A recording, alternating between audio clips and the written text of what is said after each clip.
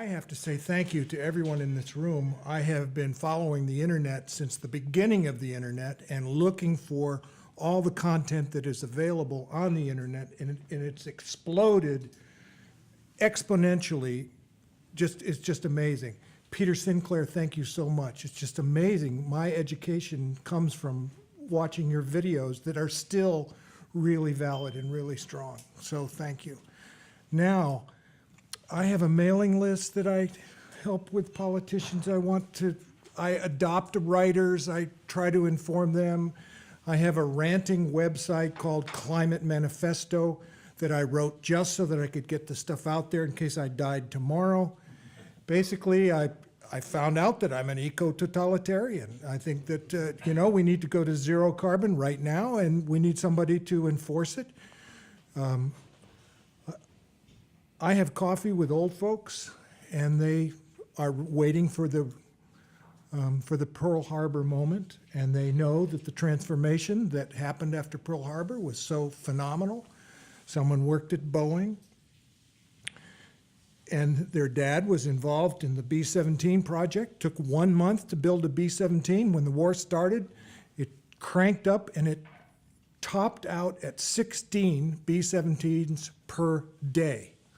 Now, there's no problem. I think what happened, if we reverse engineer what's going on with the oil industry, in the middle 80s, they realized, well, we really should stop all carbon right away, so we have to promote it as much as we can.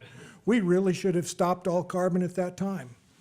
And I think we should do that now. Now, I don't want to, well, maybe I'll be the one to martyr myself on that, but I'd like to wait a little longer and have a little more fun in my life. One of the things I'm doing that I really enjoy is I collect metaphors. So part of my climate education was I lived next door to Ed Sarachik, who wrote a textbook on Pacific Decadal Oscillations. And he walked his dog, and I'd walk with him, and it took an hour and a half to walk the dog. And I'd ask him questions, and he said, well, no, you can't.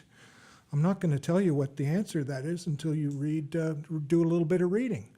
So Tragedy of the Commons was my first assignment. Well, everything just kind of comes out of that. So I started collecting metaphors, and my own metaphors that I reached out for were the sinking the Titanic, okay, or Moby Dick or something like that. And then I found out that there's this Norwegian philosopher who says, oh no, Titanic is a great metaphor, but we're in the lifeboats now. We just don't realize we're in the lifeboats. And I collected funny metaphors like, oh, we've fallen out of the airplane, we have to knit a parachute on the way down.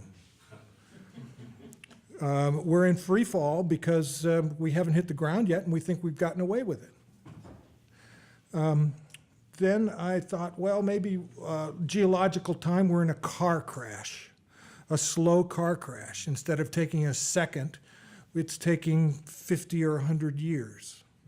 Only we don't know how much control we have over the steering. Maybe we've run off the road, and we don't know if we're going to go bashing through the woods and hit something or if we're going to get out of it. We've got 6 billion people in our car. So Ed Sarachik, I asked him, and I said, what is your metaphor? And he said, he thought that we were in a giant boat in a vast river floating downstream. And it's very pleasant. And we see on the horizon there's mist rising, and we hear a roar of a waterfall. We can't really see it. We don't know exactly what's going to happen, but we know we have to go upstream. And we can't get people involved to make that change. So please tell me what your metaphors are. I'm sure, because what I think has to happen, there has to be a cognitive change as to what we're doing and where we stand in our world. And my latest one is I think that we are much like the cancer patient in stage 4 condition. Now, stage 4 does not mean death, or it just means that there has to be, that there's a metastasis going on, and there has to be outside active treatment of the patient. And what we have now is we have a medical crew that says, oh, we know what we have to do, and let's get going, let's treat the patient. But all of a sudden, we got a new regime here where a different doctor's come in who's a total quack. And we got 4 years in which our stage 4 patient will not be able to receive proper treatment. So the reason I collect these things is because I think that's an important reason for cognitively looking at our situation, because we live in a time now, unlike all of time in history, that we can sort of predict the future. No one could do that before. It's like we always knew that before, winter, summer, spring, and fall. But now we know things are going to be different, and that's totally uncharted territory. So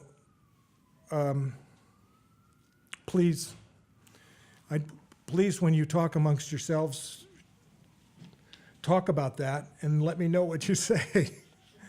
If you have any ideas on that, let me know.